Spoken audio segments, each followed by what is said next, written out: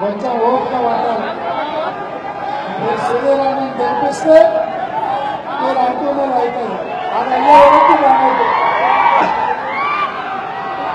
మిత్రులారా, ఇవాళ మీ అందరినీ చూసినాక ఎల్బీ నగర్ ఎన్నికలు సాంకేతికమే తప్ప రాజకీయ పోటీ కాదు.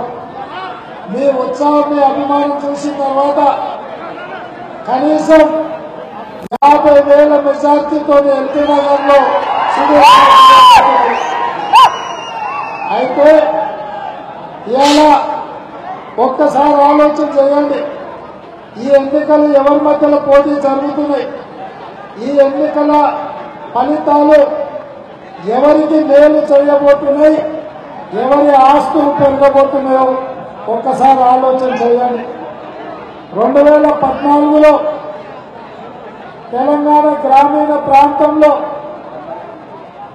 తెలంగాణ భావోద్వేగాలు అత్యధికంగా ఉన్న సందర్భంలో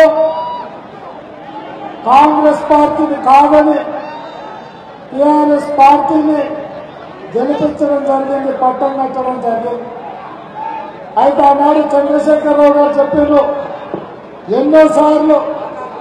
ఎన్నోసార్లు కాంగ్రెస్ కి ఇచ్చిండ్రు, కొన్నిసార్లు తెలుగుదేశానికి అవకాశం ఇచ్చిండ్రు, ఒక్కసారి నాకు అవకాశం ఇవ్వండి అని చెప్పి కేసీఆర్ అడగడం జరిగింది. తెలంగాణ సమాజం కూడా ఒక్కసారి అవకాశం ఇచ్చి చూద్దాం, తెలంగాణను బంగారు తెలంగాణ చేస్తా అంటుంది కదా, చూద్దామని చెప్పి తెలంగాణ ప్రజలు ఒక అవకాశం ఇచ్చింది. అయితే కేసీఆర్ ముఖ్యమంత్రి అయిన తర్వాత ఆయన ఎన్నికలలో ఇచ్చిన హామీలు కానీ లేదా ఉద్యమ సందర్భంగా చెప్పిన మాటలు కానీ నీతి మూటలైనవి తప్ప ఏ రోజు కూడా పేద ప్రజల గురించి ఆలోచన చేయలే. ఉద్యమ సందర్భంగా నీళ్లు నిధులు నియామకాలని చెప్పిండు. ఎన్నికలప్పుడు రైతులకు ₹1,00,000 రుణమాఫీ అన్నాడు, డబుల్ బెడ్రూమ్ ఇల్లు పేదోళ్లకు అన్నాడు, దళితులకు 3 ఎకరాలు అన్నాడు, గిరిజనులకు 12% రిజర్వేషన్ అన్నాడు, మైనార్టీలకు 12% రిజర్వేషన్ అన్నాడు, అదేవిధంగా ఇంటికో ఉద్యోగం అన్నాడు. ఇలా చెప్పుకుంటూ పోతే హైదరాబాద్ను విశ్వనగరం చేస్తా అన్నాడు. కానీ ఈరోజు విశ్వనగరం కాలేదు, కానీ మొత్తం విషవాయువులు, కాలుష్యం, మోరీలు, కాలువలు.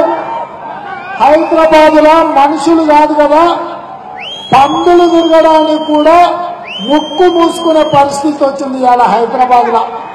చంద్రశేఖరరావు గారి పరిపాలనలో ఎట్లా హైదరాబాదు, ఎంత ట్రాఫిక్ జాములు ఉన్నాయి, ఎంతమంది ఇబ్బంది గురవుతున్నారో ఒక్కసారి ఆలోచన చేయండి. ఆ మధ్యలో ఇంటి ముందర సాంపు చల్లుకున్నంత వాన పడితే నిజాంపేట మొత్తం నీళ్ళలో మునిగిపోయింది. ఏమైందంటే ఎక్కడ అక్కడనే ఉంది, ఏ మోరీలలో పడ్డ చెత్త మోరీలలోనే ఉంది, రోడ్ల మీద పడ్డ చెత్త రోడ్ల మీదనే ఉంది. దాంతో మొత్తం కాలనీలన్నీ కూడా ఖరాబ్ అయిపోయినాయి. మరి కాలనీలలో చేయాల్సిన పని ఆ పని చెయ్యలే. ఆయన ఉండనికే బంగళా లేదంట, 10 ఎకరాలల్లో 1000 కోట్లతోని 150 గదుల గడి నిర్మించుకున్నాడు తప్ప పేదోనికి ఎవ్వరికి కూడా రాజు స్వగృహలో ఒక ఇల్లు ఇవ్వలే. ఆయన చూపించుకోవడానికి టీవీ పెట్టుకున్నాడు, రాసుకోవడానికి పేపర్ పెట్టుకున్నాడు, చేసుకోవడానికి వ్యాపారాలు పెట్టుకున్నాడు, పొట్టుకోకపోతే సాయంత్రం పూట మందేసుకోవడానికి ఫామ్ హౌస్ కట్టుకున్నాడు.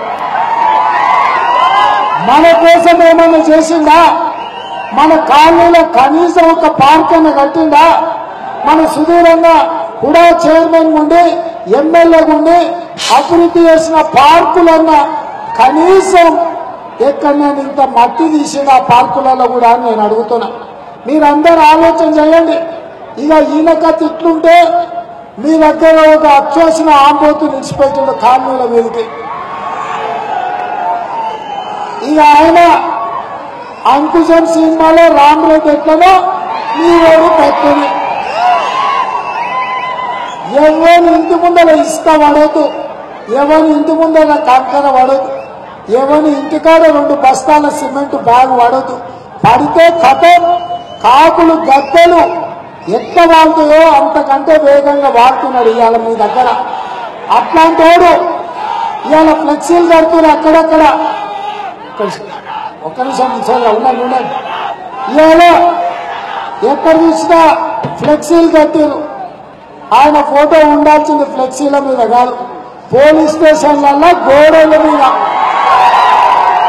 ఇక మా పోలీస్ మిత్రులు ఉన్నారు, నాకు వచ్చిన వాళ్ళు కూడా కొంతమంది. ఏంటండి వీడియో నచ్చిందా? అయితే ఓ లైక్ వేసుకోండి, లేదంటే ఓ కామెంట్ చేయండి. ఎప్పటికప్పుడు మా వీడియోస్ చూడాలంటే సబ్స్క్రైబ్ చేసుకోండి.